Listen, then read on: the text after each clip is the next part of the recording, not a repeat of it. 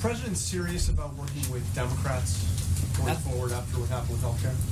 Absolutely. In fact, starting Friday afternoon through late yesterday, he's received a number of calls, as well as other members of the senior staff that have been working on healthcare from members of both sides, saying that they would like to work together, offer up ideas, and had suggestions about how to come to resolution on this and get to a House vote on this.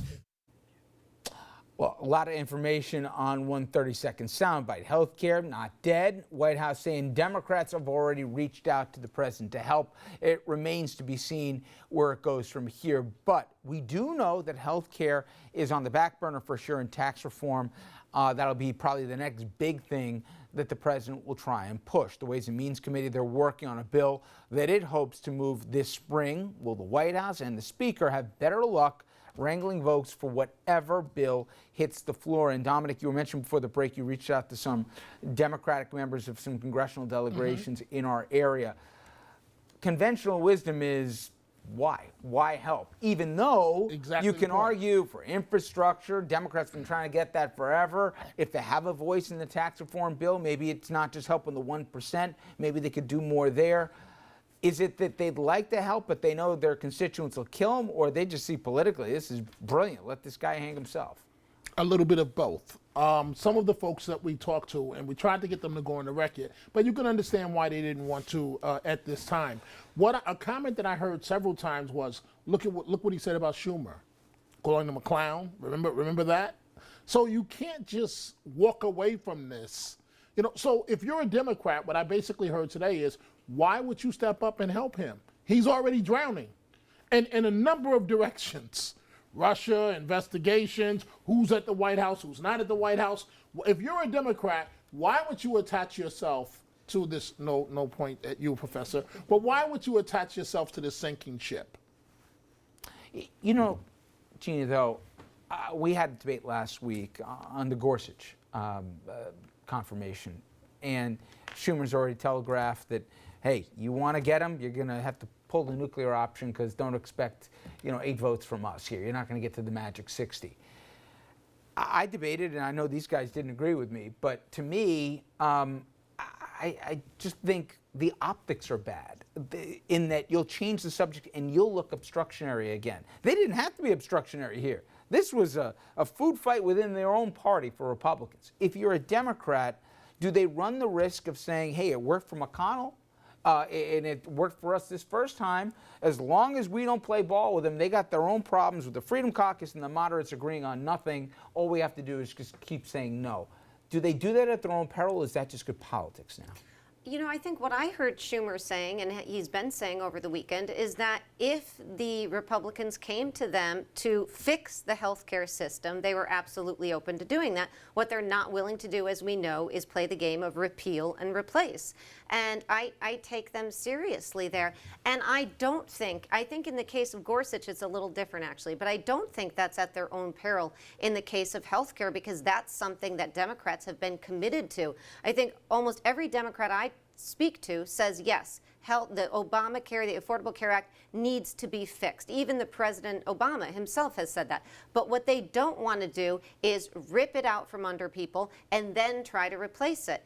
And so I think if Republicans are willing, and I think there are many who are willing, or at least some, to walk down that path with them, we could find common ground. But until and unless they do that, it's the Republicans who are going to own this. I mean, quite frankly, even if the Affordable Care Act explodes or implodes, and there's no evidence it will, it would have to be because the Trump administration pulled some strings to get it there. But if it did, Republicans are going to own that because they're in charge. And people are not going to go back and say, oh, 8 years ago, 7 years, you passed this bill. They're going to say, where's my health care now? And look at the people in charge who have done it. And Darryl, to me, Trump's made it easy for Democrats, even in red states, even in swing districts, to just say no, because the calculus is they're going to get more heat from in a primary of their own people. They do anything with this guy, and he's done that, if right? They step in. And there's an old saying in politics, I think it was Sun Tzu who said it originally, when your opponent is in the process of imploding, stand back and let it happen. There's no reason for them to step in and do anything. I mean, they're eating their popcorn now and watching the Republican Party again, I'll say it, in charge of all three branches of government, imploding. And they've you know? actually done something smart. They've shut up, Yeah, right? exactly. Usually they get in the middle, they get in the way of themselves. And you know, you mentioned before, all politics is local. I go back to New Jersey for the years that Chris Christie had the Republicans in lockstep with him in the minority. And he actually gave them some power because they voted as a bloc every time. And if Democrats do that, you know, they've got a good chance to keep themselves relevant in a Congress that's all Republican right now, or Republican controlled. Two things, Andrew. Point of reference where we are in the first 100 days. And then also what we're hearing about, if not a chagrined, they're at least trying to do a postmortem in this White House. First, at this point, usually, most presidents get a lot of stuff done, especially if they've got, as they said, both the House and the Senate and obviously the White House. It's amazing what little has gotten done so far, and forget about the missteps with the travel bans and all the rest. But we're hearing at least that they're trying, after the rage of Friday night, they're trying to step back and say, all right, what do we do different the next time? Well, I think this is, what, day 66? Or it's That's somewhere in the 68, ballpark of that? yeah. Obama had already passed the stimulus bill by this point in his first administration. Look, there are no concrete landmarks, but by every review that I've seen, Trump has gotten less accomplished, and certainly less accomplished through Congress than presidents that are immediately memorable. As for their repositioning, I think we actually saw the first step of that today with Jeff Sessions, the Attorney General, at the daily briefing today, announcing a pushback against sanctuary cities.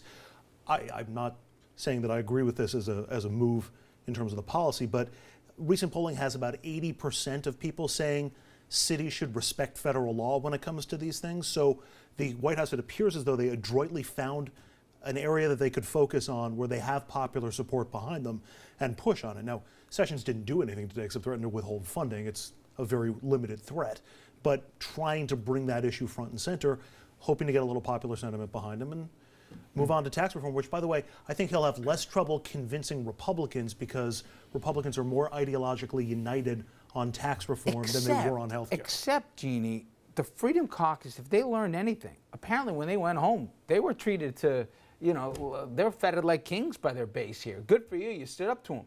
They didn't get the money back with the health care reform. How are you going to pay for these tax cuts when the Freedom Caucus have all been about pay-go? If they don't have the money, but yet they're going to cut taxes, and believe me, the media is going to go out to see who's getting the biggest lion's share of these tax cuts, it's the rich guys, that's going to be tough to sell at home too, even for a Republican. You're absolutely right. And then again, Republicans and the president will find themselves in a position of needing to get to 218. And how do you get there? You need to reach across the aisle. I mean, the funny thing is there is nothing new about this. Ronald Reagan reached across the aisle. With Tip O'Neill, you have to reach across the aisle. You have to do that. But you can't do it after you've put forward a bill that the other side is not even, at all interested in or at all engaged in. You have to address these issues early on. You have to talk. You have to be willing to bargain and compromise. That's why the Freedom Caucus has been so difficult for Boehner and everybody else to work with, and Ryan, because they won't compromise. You've got to talk to people who will. It's going to be a few don't call Democrats. them losers and clowns. That probably doesn't help. Yeah, that probably either. doesn't All right. help. Coming up next, another day, another potential conflict of interest at the White House that never keeps things boring. We're going to tell you about the latest things that are giving the ethics office fits.